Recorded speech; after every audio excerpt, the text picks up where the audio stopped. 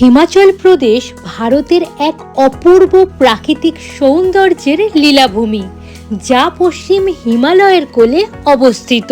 তুষারাবৃত পর্বত, খরস্রোতা নদী, ঘন পাইন দেবদারুর অরণ্য, হ্রদ, সুন্দর সুন্দর মন্দির, সব মিলিয়ে একজন ভ্রমণ পিপাসু মানুষের কাছে যেন এক আদর্শ স্বর্গ।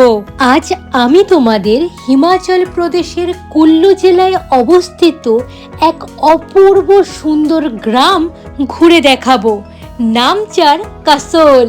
চলছে আমাদের 5 রাত 6 দিনের সিমলা মানালি ট্রিপ।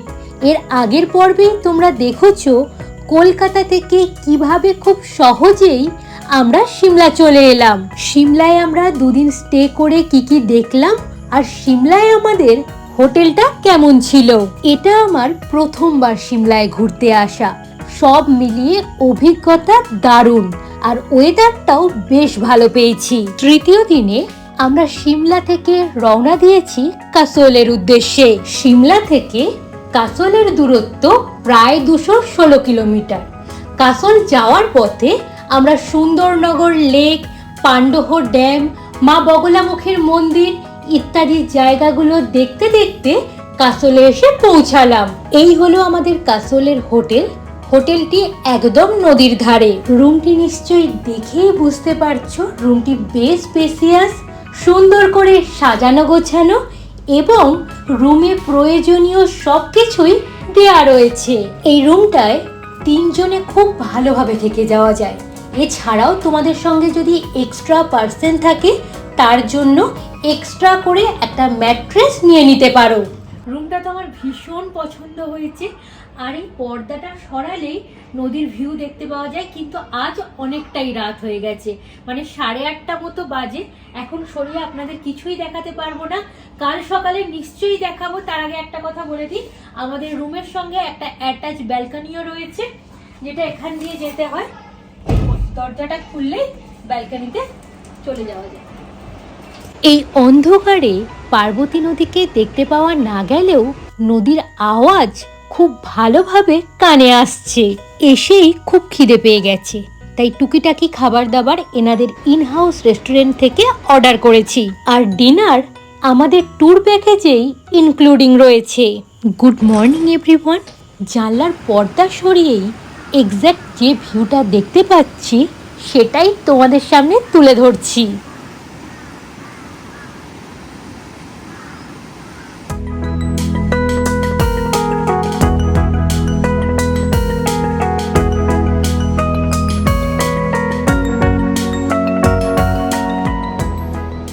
এরপর এই রকম সুন্দর একটা ভিউ এনজয় করতে করতে আমরা ব্রেকফাস্টটা সেরে নিলাম। ব্রেকফাস্টে ছিল নানান ধরনের অপশান। এখন আমরা হোটেলের নিচে চলে এসেছি আর রিসেপশন এরিয়ায় দাঁড়িয়ে রয়েছি। এবার একটু তোমাদের এই হোটেলের ডাইনিং এরিয়াটাও দেখিয়ে দেব। রিসেপশনের একদম পাশেই রয়েছে এনাদের ডাইনিং এরিয়া, আর ডাইনিং এরিয়ার পাশেই একটা দরজা রয়েছে। ওই দরজা দিয়ে বেরোতেই একদম নদীর কাছে পৌঁছে গেলাম।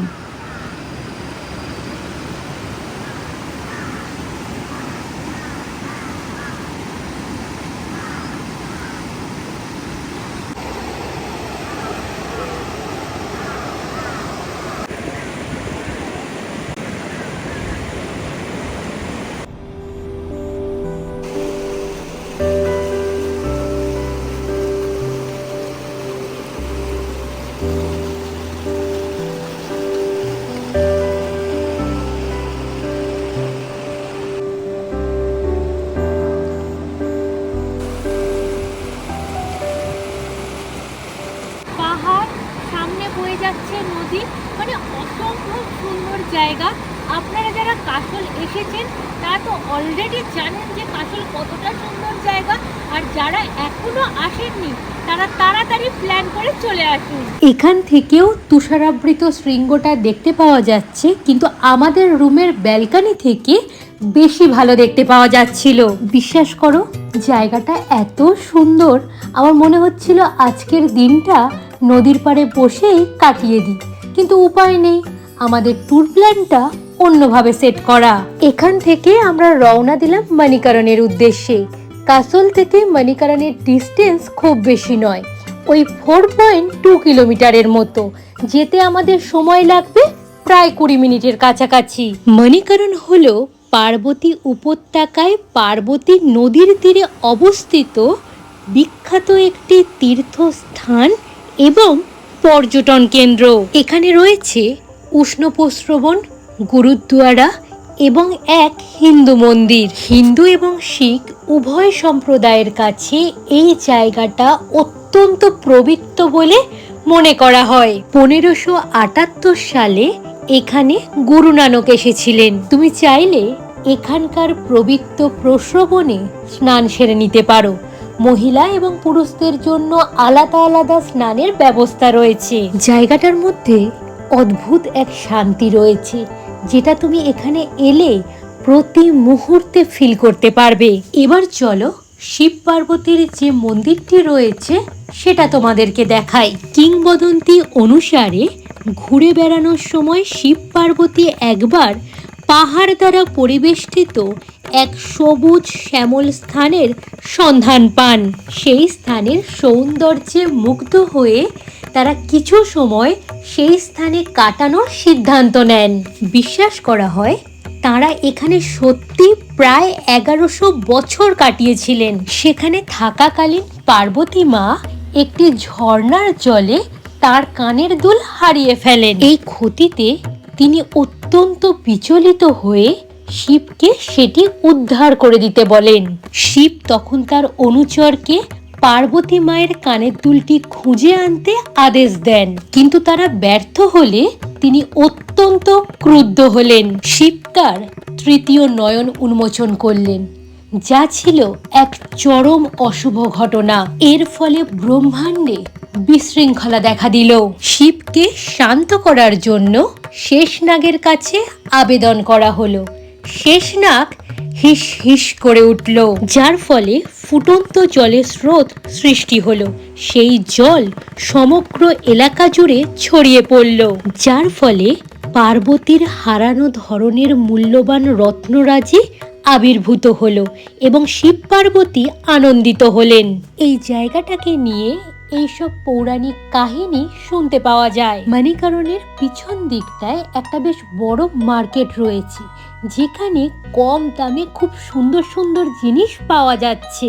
এখানে একটা অতি প্রাচীন রামচন্দ্রের মন্দির রয়েছে। চলো সেটা এবার তোমাদেরকে দর্শন করাই।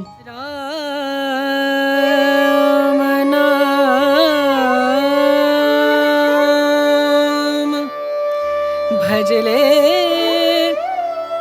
राम नाम सुख धाम, भजले राम नाम सुख धाम, भजले राम नाम सुख धाम।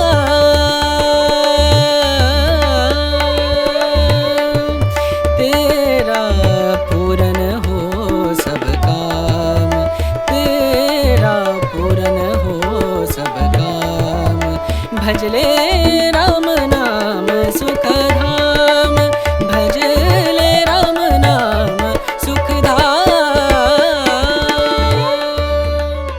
আমাদের ট্যুর প্ল্যান অনুযায়ী কাসলে আমাদের এক রাত থাকারই কথা ছিল, কিন্তু আমি তোমাদের সকলের কাছে রিকোয়েস্ট করব, তোমরা যখন এই ট্রিপটা প্ল্যান করবে কাসলে অন্তত 2 রাত থাকার চেষ্টা করবে, কারণ কাসল এত সুন্দর জায়গা, 1 রাত থেকে ঠিক মন পোষাবে না।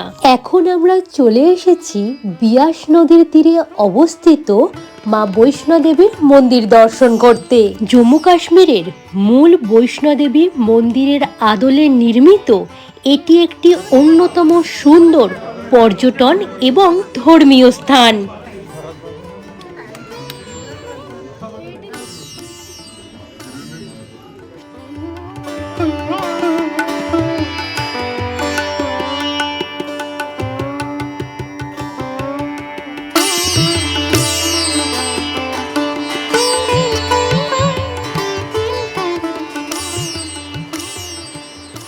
মন্দিরের ওপর থেকে বিয়াস নদীর একটা অসাধারণ ভিউ দেখতে পাওয়া যাচ্ছে। আমরা খুব ভালোভাবে মাকে দর্শন করেছি। মায়ের মূল মন্দিরে প্রবেশের জন্য ছোট্ট একটা গুহার মধ্যে দিয়ে প্রায় হামাগুড়ি দিয়ে দিয়ে যেতে হয়। এই মন্দিরে মা বৈষ্ণোদেবীর মূর্তি ছাড়াও বিভিন্ন দেবদেবীর মন্দির রয়েছে। এই মন্দিরটি মানালি থেকে প্রায় 36 কিলোমিটার দক্ষিণে কুল্লুতে অবস্থিত। এখানে প্রতিজন দর্শনার্থীর জন্য বিনামূল্যে প্রসাদ এবং লঙ্গরের ব্যবস্থা রয়েছে। আমরা এখন বিয়াস নদীর একদম কাছাকাছি চলে এসেছি।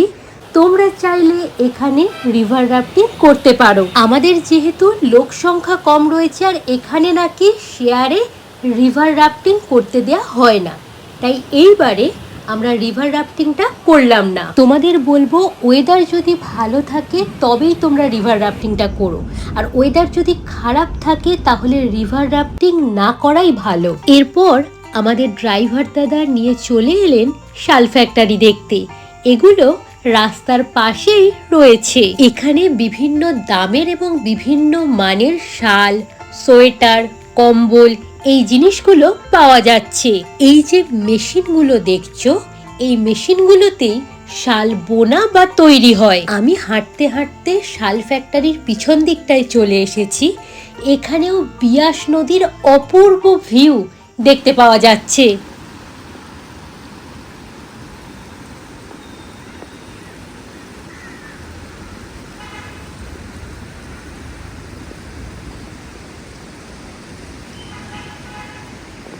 এরপর আমরা মানালির উদ্দেশ্যে যাত্রা শুরু করলাম।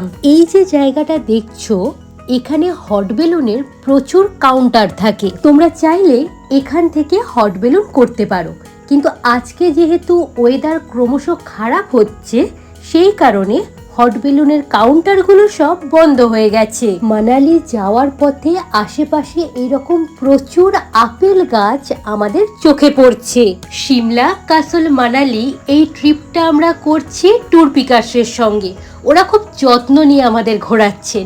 তোমরা চাইলে নির্দ্বিধায় ওনাদের সাথে যোগাযোগ করে নিতে পারো। আমরা জাস্ট মানালি এসে পৌঁছালাম। মানালি এসে পৌঁছেই আমরা প্রথমেই হোটেলে যাইনি, চলে এসেছি মেলে। প্রথমেই একটু খাওয়া দাওয়া করে নিলাম। এবার পুরো মেলটা ঘুরে দেখব আর টুকিটাকি শপিং করব। একটা ছোট্ট কথা একটু শেয়ার করি, এখানে এলে তোমরা মিষ্টি ট্রাই করতে কিন্তু একদম ভুলবে না, কারণ এখানকার মিষ্টির টেস্ট দুর্দান্ত, বিশেষ করে হালুয়াগুলো।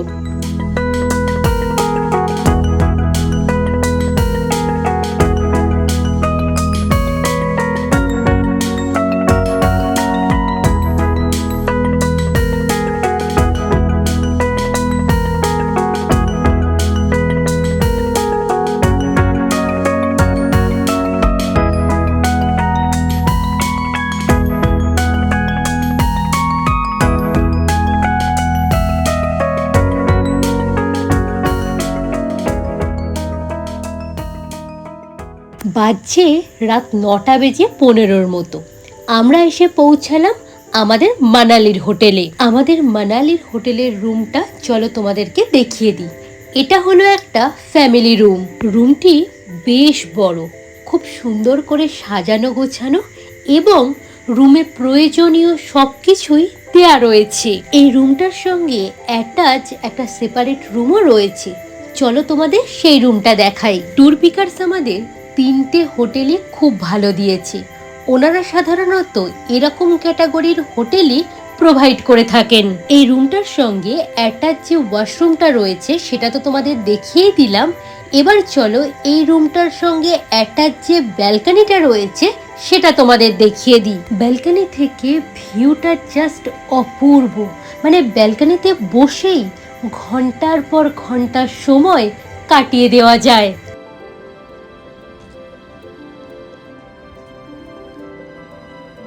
আজ অনেক ঘোরাঘুরি হয়েছে, এবার ফ্রেশ হয়ে ডিনার করে নেব।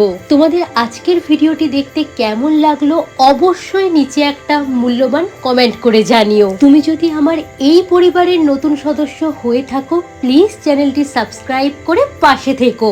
ভিডিও ভালো লাগলে লাইক এবং শেয়ার করতে একদম ভুলো না। মানালির পার্ট নিয়ে দেখা হচ্ছে পরবর্তী ভিডিওতে। ততক্ষণ সকলে ভালো থেকো। আজকের মতো টাটা।